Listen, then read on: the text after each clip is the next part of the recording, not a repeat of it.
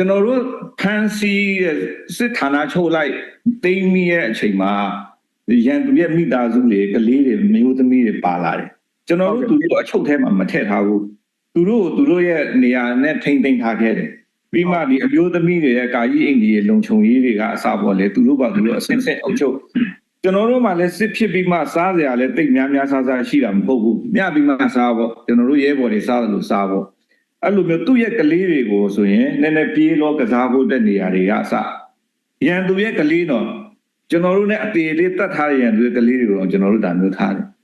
ပြီးမှတစ်ဖက်ကလူသားချင်းစာနာမှုထားတယ်လို့ဒီကလေးတွေကကျွန်တော်တို့နိုင်ငံရဲ့အနာဂတ်တွေပဲသူတို့အကြောင်းပဲလို့ထားရမလဲဘလို့မနစ်နာအောင်ဘလို့လုပ်မလဲကျွန်တော်တို့အမြဲတမ်းတိုင်ပင်ပြီးမှလုပ်တဲ့တာကိုလုပ်ပေးကြတယ်တချို့ဆိုရင်အမေရောအဖေရောမရှိတော့ဘူးကျွန်တော်တို့သားသမီးအဖြစ်မွေးစားလိုက်တယ်ပြီးမှသူတို့ဒီလိုမျိုးထားတဲ့ကလေးတွေလည်းရှိတယ်ဆိုတော့